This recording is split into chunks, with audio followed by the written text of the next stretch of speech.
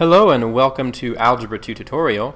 In this video, we're going to take a look at polynomial transformations.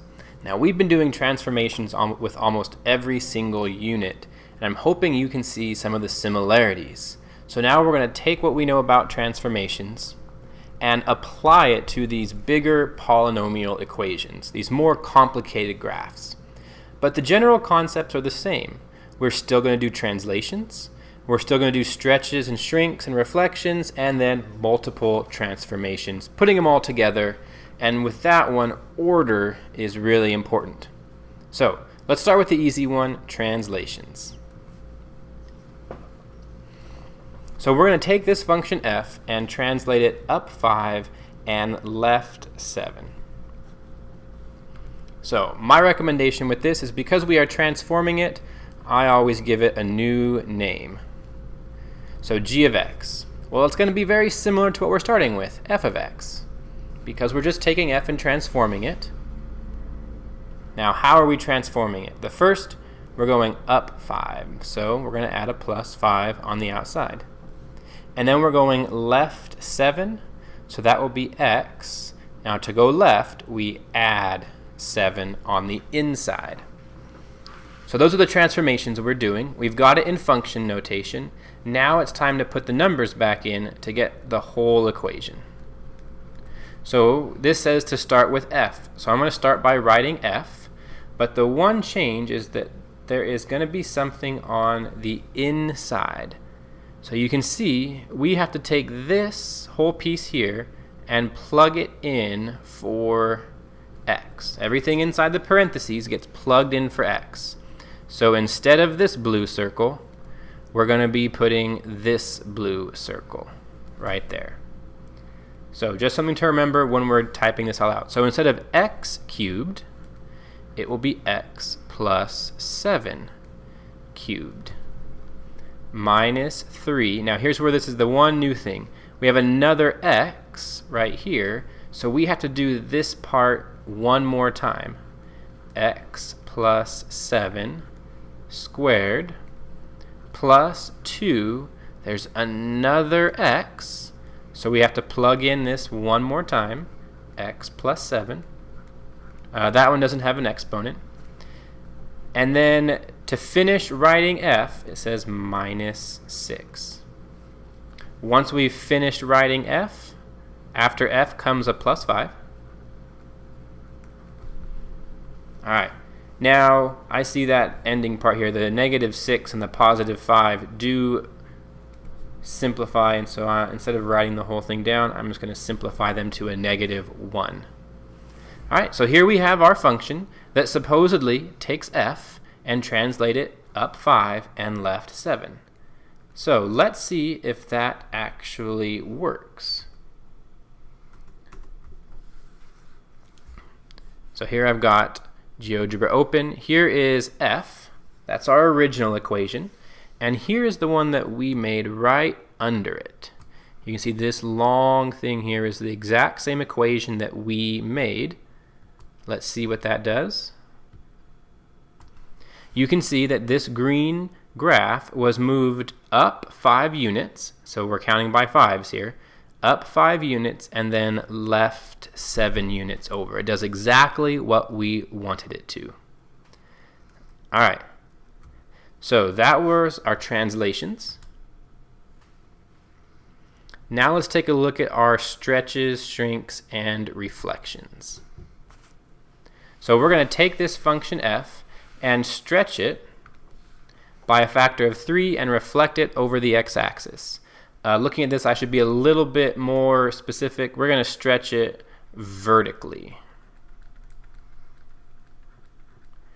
by a factor of 3 and then reflect it over the x-axis. So again, I'm going to make a new name for my function. It's going to be equal to f almost, but we're going to be changing it. First, stretch it by a factor of 3. Well, to do that, you multiply by 3 in the front. And then reflect it over the x-axis. A reflection over the x-axis is just a negative in front. So that'll be just f of x. All right, we've got this in function notation. Now it's time to put this with numbers. So we have the -3 first, and now I have to write f. I'm going to put it in parentheses. So we have x to the 4th plus 6x squared minus 5. Now math is telling me to distribute. So distribute that -3 to everything. And our function becomes -3x to the 4th minus 18x squared and -3 and -5, positive 15. So there is the equation that supposedly takes this one and stretches it by a factor of 3 and then flips it upside down. So let's see if that is the case. I have a picture of that one as well. So let's get rid of the old ones. So there is the 4th degree W that we had before. That's originally. So now here you can take a look at the numbers. That is the equation that we made after doing our transformations. So let's see what that one looks like. So that's our blue one here. And you can see that the red W is going up and the blue one is facing down, so it was reflected over the x-axis, and the red one is not nearly as tall as the blue one, so it was stretched vertically and it looks roughly 3 times as tall. So it looks like it did everything that we wanted it to.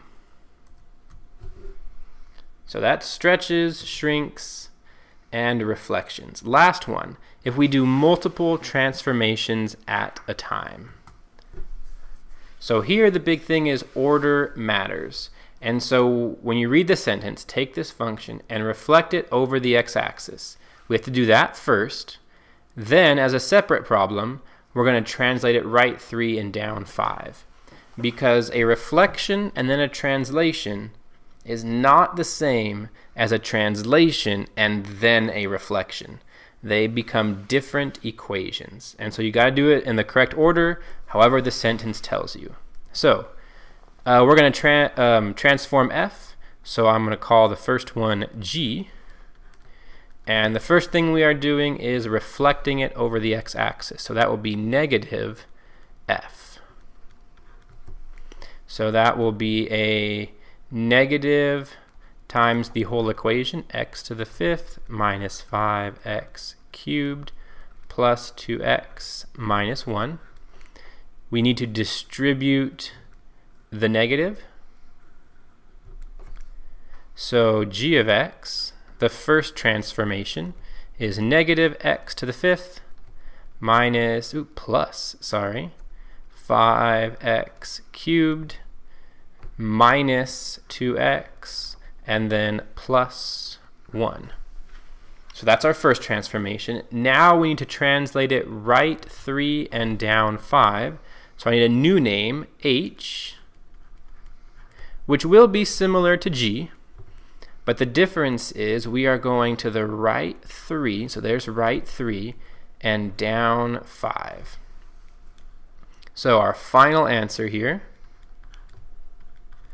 is going to be negative, then we substitute in the x minus 3 into the x. That one is to the power of 5 plus 5. There's another x. So there's another x minus 3. That one's to the power of 3 minus 2. And let's see, I'm going to do this last part in my head because I know the last two numbers always simplify, right? So a negative 5 and a positive 1 make negative 4. So there is our final equation. We did things in order to make sure it was all correct. All right, hopefully that makes some sense there. A lot of those are very similar to things we've done. Just a little bit more complicated because the equations are more complicated. But the general ideas of translations, reflections, stretch, shrink, and all the transformations are the same. the equations are just a little more difficult. So here are a few for you to try. Hopefully those will make sense. Good luck.